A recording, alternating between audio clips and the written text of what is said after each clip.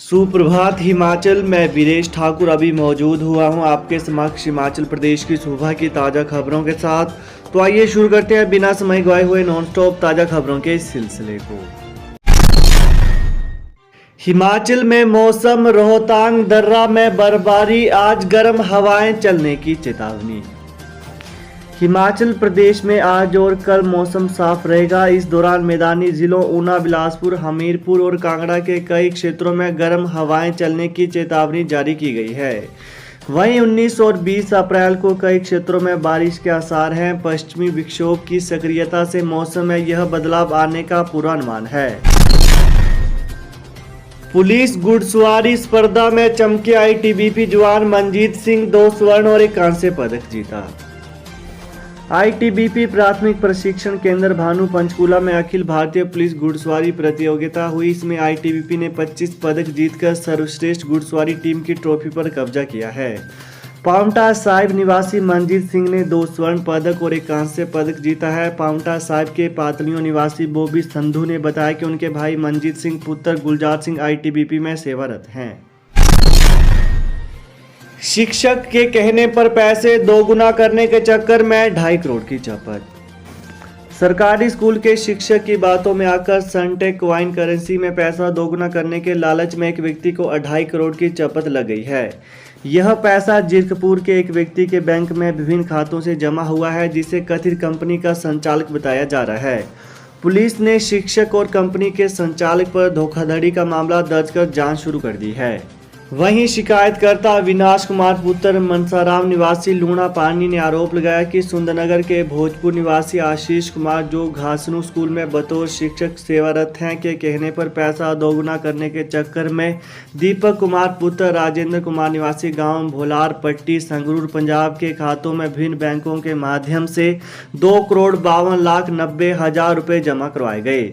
पैसा 5 साल में दोगुना होना था। जब पैसे दोगुना होने के बाद वापस लेने के लिए बातचीत की गई तो दीपक का फोन बंद आ रहा है।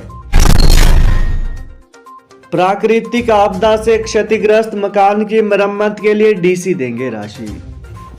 प्रदेश में प्राकृतिक आपदा से क्षतिग्रस्त मकान की मरम्मत के लिए अब मुख्यमंत्री आवास योजना के तहत धनराशि नहीं मिलेगी।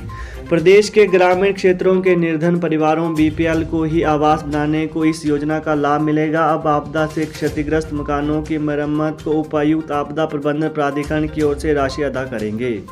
वहीं ग्रामीण विकास विभाग के अतिरिक्त मुख्य सचिव निशा सिंह की ओर से इस संबंध में जारी अधिसूचना को राज्य के राजपत्र में प्रकाशित कर दिया गया है। वहीं योजना के तहत स्वीकृत धनराशि का वितरण संबंधित लाभार्थी को केवल आरटीजीएस एनईएफटी से ही किया जाएगा। आवास बनाने को 1.5 लाख की राशि 3 किस्तों में दी जाएगी। पहली किस्त 65,000 की राशि निर्माण शुरू होने पर देंगे। दूसरी किस्त 45,000 की मकान के लैंटर स्तर तक चिनाई होने पर दिए जाएंगे। तीसरी किस्त 40,000 की निर्माण कार्य पूरा होने पर दी जाएगी। योजना की राशि ग्रामीण विकास निदेशालय पहले जिला ग्रामीण विकास अभिकरणों को स्थानांतरित की जाएगी। आम आदमी पार्टी प्रदेश प्रवक्ता गौरव शर्मा बोले, चुनावी घोषणाएं कर जनता को किया गुमराह। आम आदमी पार्टी के प्रदेश प्रवक्ता गौरव शर्मा ने कहा कि भाजपा आम आदमी पार्टी से घबरा गई है। इसके चलते मुख्यमंत्री जयराम ठाकुर ने हिमाचल में आम आदमी पार्टी का मॉडल अपनाने की कोशिश की है। उन्होंने कहा कि हिमाचल दिवस पर सीएम ने 125 यूनिट फ्री बिजली, ग्रामीण क्षेत्रों में निःशुल्क पानी और महिलाओं के लिए 50% बस किराए में छूट चुनावी घोषणा है। सीमा सड़क संगठन शिकुला दर्रे में बनेगी विश्व की सबसे अधिक ऊंचाई पर टनल। मनाली लेह मार्ग को पूरा साल बहाल रखने के लिए कार्य किया जा रहा है। इसके तहत सामरिक लिहाज से महत्वपूर्ण शिकुला दर्रे को भेदकर विश्व की सबसे ऊंची टनल बनेगी। टनल 2 वे होगी, यानी 4 लेन की तर्ज पर एक टनल आने और एक जाने के लिए बनेगी। यह जानकारी बीआरओ के डीजी राजीव चौधरी ने शिकुला दर्रा बहाल करने के दौरान मीडिया को दी है। उन्होंने कहा कि टनल का कार्य जल्द आरंभ होगा और 3 साल में बनकर तैयार हो जाएगी। 40% तक बढ़ गए प्लास्टिक के दाम, दवाइयां और कॉस्मेटिक सामान हुआ महंगा। रूस यूक्रेन युद्ध के चलते पीवीसी, गत्ते व स्टील के बाद अब प्लास्टिक की कीमतों में भी वृद्धि हो गई है। युद्ध के चलते पेट्रोल, डीजल के दाम लगातार बढ़ रहे हैं। इससे माल भाड़ा बढ़ने से प्रदेश के सबसे बड़े फार्मा हब बीबीएन के उद्योगों में कच्चा माल महंगा पहुंच रहा है। फार्मा हब में प्लास्टिक की ट्यूब, बोतल, ढक्कन और लेमी ट्यूब का इस्तेमाल होता है, लेकिन प्लास्टिक के दाम बढ़ने से यह महंगा आने लगा है। वहीं इसका असर दवाइयों और कॉस्मेटिक सामान की कीमतों पर भी पड़ेगा। प्लास्टिक की ट्यूब और लेमी ट्यूब में 40% की बढ़ोतरी हो गई है। प्लास्टिक का दाना 125 रुपये प्रति किलो से बढ़कर 155 रुपये हो गया है। 1.5 रुपये वाली ट्यूब अब 2 रुपये में मिल रही है। इसके अलावा ढक्कन, बोतल आदि भी 35 से 40% तक महंगे हो गए हैं। इससे अब दवाओं की पैकेजिंग भी महंगी हो गई है, क्योंकि कॉस्मेटिक और एंटीबायोटिक, स्किन पर लगने वाली सभी दवाएं और क्रीम इन प्लास्टिक की डिब्बियों में पैक होती है। लिक्विड दवाएं और सिर्फ भी प्लास्टिक की बोतल में ही भरे जाते हैं। ऐसे में इनके महंगे होने से अब दवाओं पर असर होना तय है। बीबीएन में करीब 350 दवा कंपनियां हैं जिन पर इसका सीधा असर हो रहा है। वोकेशनल स्कूलों का बढ़ेगा दायरा, 200 नए स्कूल होंगे शामिल। अब तक 1100 विद्यालयों में चल रहा कोर्स। छात्रों को रोजगारपरक शिक्षा देने के मकसद से प्रदेश के स्कूलों में 200 नए स्कूल वोकेशनल एजुकेशन से जुड़ेंगे। समग्र शिक्षा विभाग को इसके लिए केंद्र के प्रोजेक्ट अप्रूवल बोर्ड से मंजूरी का इंतजार है। विभाग की ओर से इसमें 200 नए स्कूलों को शामिल करने का प्रस्ताव भेजा गया था। ऐसे में छात्रों के लिए यह बड़ी सुविधा शुरू हो जाएगी। प्रदेश के करीबन 1100 स्कूलों में अभी वोकेशनल एजुकेशन दी जा रही है, जिसमें काफ़ी अच्छा रिस्पॉन्स मिला है। ऐसे में तय किया गया है कि अब वोकेशनल स्कूलों का दायरा भी बढ़ाया जाएगा। व्हाट्सएप पर सरकारी दस्तावेज भेजने, गोपनीय बैठकों में स्मार्टफोन पर रोक। हिमाचल प्रदेश में कामकाज में गोपनीयता बनाए रखने के लिए व्हाट्सएप और टेलीग्राम जैसे इंटरनेट मीडिया प्लेटफॉर्म पर सरकारी दस्तावेज भेजने पर रोक लगा दी गई है। यही नहीं, शासन और प्रशासन की अहम गोपनीय बैठकों में स्मार्टफोन और स्मार्ट वॉच ले जाने पर भी प्रतिबंध लगा दिया गया है।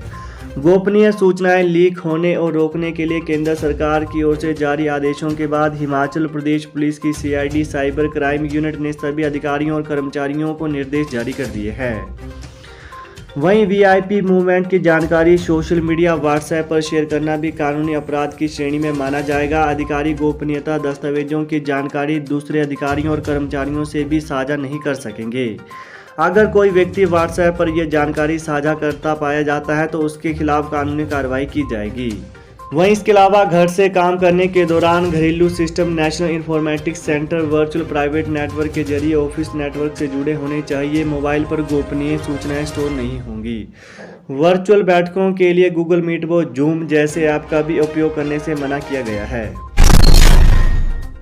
हिमाचल प्रदेश सरकार ने जारी किए 26 स्कूलों के प्रधानाचार्यों के तबादला आदेश। मंत्रिमंडल की बैठक स्थगित। कर्मचारियों की उम्मीदों पर पिटारा, कल नहीं खुलेगा। मंत्रिमंडल की बैठक स्थगित हो गई है। अब इस बैठक को लेकर दोबारा से तारीख तय की जाएगी। मंत्रिमंडल की बैठक को लेकर जो एजेंडे तय हुए थे, लगातार अवकाश की वजह से वे फाइनल नहीं हो पाए हैं।